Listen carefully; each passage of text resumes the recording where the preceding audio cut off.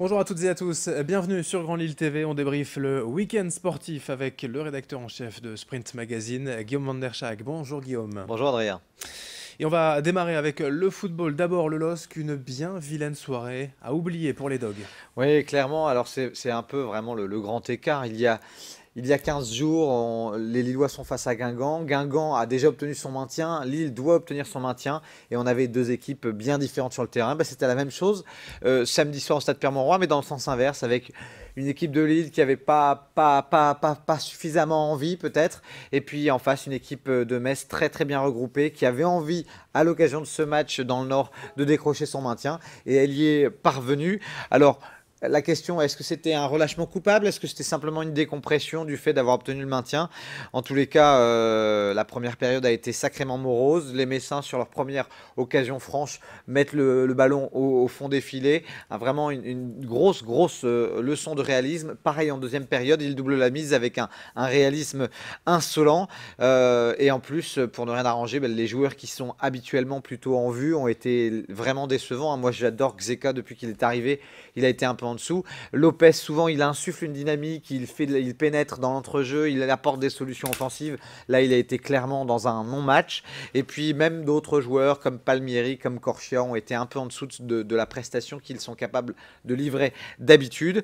Alors, ça, c'est la première déception. La deuxième déception, même si les médias voilà, donne l'information qu'il y avait 28 000 personnes au stade Pierre-Mauroy. Je pense qu'il n'y avait pas 28 000 personnes. J'ai rarement vu un stade Pierre-Mauroy aussi clairsemé. C'est un peu dommage parce qu'il y avait une dynamique de fin de saison.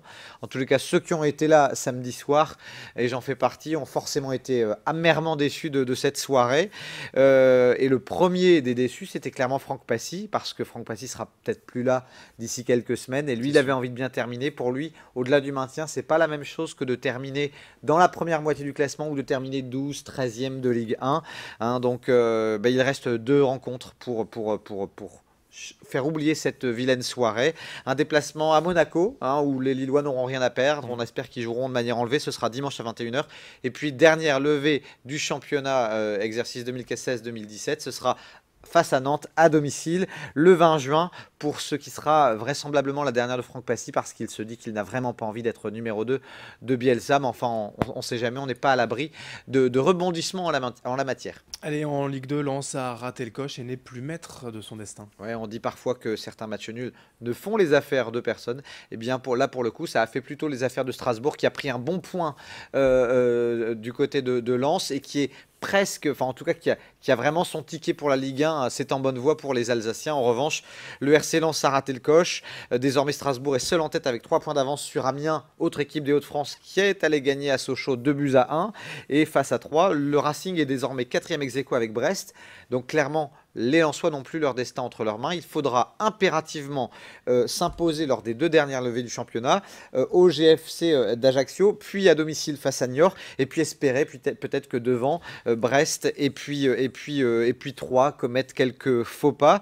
Donc voilà pour le Racing. Un mot En de tous les cas, ça va être Valenciennes difficile. également. Oui, alors Valenciennes, Adrien, ils ont fait match nul face au Red Star. Les Valenciennois n'ont pas fait un grand match, mais ils ont été solides défensivement pour ne pas perdre cette rencontre. Ils sont 12e du championnat de Ligue 2 avant de recevoir Auxerre pour l'avant-dernière journée du championnat. Ça se termine également en national, en 3e division.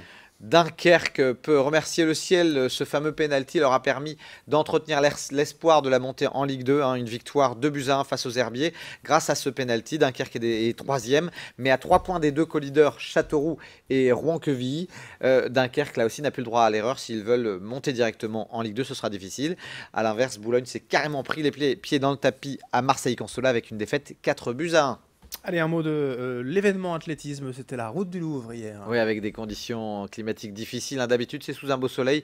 Là, ça s'est couru sous une météo difficile, plutôt fraîche. Ça, c'est bien pour les performances, la fraîcheur. Mais par contre, moins de public. Il y a eu pas mal de pluie, donc c'était un peu difficile. Ils étaient quand même 15 000 personnes sur l'ensemble des distances, le 10 km, le marathon, et puis les différentes randonnées.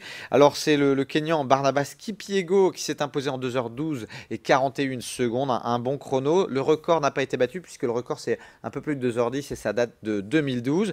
En tous les cas, le Kenyan Dossar 1, tenant du titre, a fait une minute de mieux que l'an dernier. dernier. L'Éthiopien Sraj et un autre Kenyan Kiptou complètent le podium.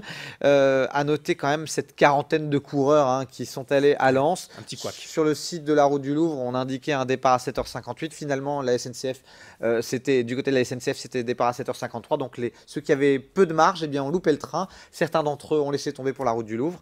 Hein, et puis sur la quarantaine, il y en a pas mal d'autres qui ont réussi à sauter dans leur voiture pour rapidement rallier le départ. On retiendra aussi bien ce coureur du 10 km qui a été sauvé, hein, qui a fait un arrêt cardio-respiratoire.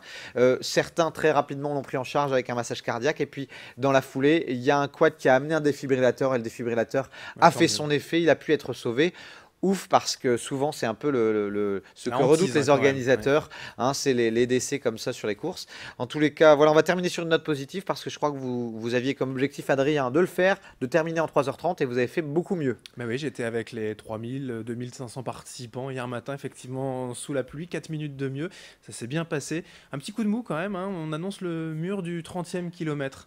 Parfois, c'était un petit peu avant, finalement, 25, 26e, puis après, ça a été mieux. Le plus dur, c'est quand même la fin de course. Ouais, c'est la fin, hein, parce que je pense que vous étiez plutôt en avance sur le chrono. Et puis, forcément, comme beaucoup de coureurs, il y a quelques raidillons à l'approche de Los Angeles. Et souvent, on perd de précieuses secondes, parfois même quelques minutes. Bah, je peux vous dire qu'à 40e kilomètre, je visais même 3,24 et finalement cette montée m'a fait perdre 2 minutes. L'objectif est atteint et ça c'est l'essentiel, on a pris du plaisir. C'était quand même très très bien, une belle journée en tout cas. 3h26, ça n'est pas donné à tout le monde, félicitations Adrien en tous les cas. Eh bien merci Guillaume. On enchaîne, allez on va continuer quand même l'actualité sportive du week-end avec du basket féminin là aussi, un bel événement pour l'ESBVA. On le rappelle, les guerrières de l'ESBVA sont en finale du championnat de France de Ligue féminine. C'est une finale qui se déroule au meilleur des 5 matchs. La première équipe à 3 victoires l'emporte. Les 2 premières manches étaient à Montpellier, les 2 manches suivantes seront à Villeneuve-d'Ascq. Et bien Villeneuve-d'Ascq avait réussi à remporter la première levée à Montpellier, chose qui n'est pas facile, hein, sur le score de 79-74. Lors du match 2, les Montpelliéraines ont montré quand même qu'elles avaient de la ressource. Elles se sont imposées de justesse, 64-62, ça fait un partout. Troisième acte désormais, ce sera ici au Palacium de Villeneuve-d'Ascq ce mercredi à 20h30, avant la 4e levée, vendredi soir toujours au Palacium. Concrètement, hein, si les Villeneuvoises remportent les 2 matchs à domicile, elles seront championnes de France, ce qui n'est jamais arrivé dans l'histoire du club. Et c'est assez rare qu'une équipe féminine de la métropole devienne championne de France. Ça a été le cas avec les joueuses de water-polo du Luc Water-Polo, l'année dernière avec les joueuses de rugby du LMRCV. Mais en tous les cas, voilà, on espère beaucoup du côté de Villeneuve-d'Ascq un premier titre national. Allez, très rapidement les résultats de basket masculin. En Pro A, le BCM a battu Chalon-Reims 92-84. Le Portel a battu Paris-Levallois 79-71. Ça sent bon pour les playoffs pour ces 2 équipes. Et puis en Pro B, match important pour le LMB ce soir face à Blois au Palais Saint-Sauveur. Après le succès de ce week-end face à Évreux, Boulogne est toujours dans le dur, toujours pas assuré d'être de son maintien en Pro B. Et puis défaite également de Denain ce week-end. Et quelques infos en bref. Rapidement pour vous dire qu'en hockey sur gazon, le polo de Marc Ambarol a décroché son ticket, c'est historique, pour l'élite du hockey sur gazon français, hein, après un match nul face à Nantes de partout. Et puis en water-polo, courte victoire en demi-finale du Luc Water-Polo à Nice, 12-11. Il y aura un match retour avant peut-être une finale du championnat de France pour les joueuses de Lille. Merci Guillaume pour toutes ces infos, on a été complet sur l'actualité, on se retrouve vendredi pour le week-end prochain. À vendredi et bonne semaine à tous. Bonne semaine, merci de votre fidélité sur Grand Lille TV, l'info continue dans un instant.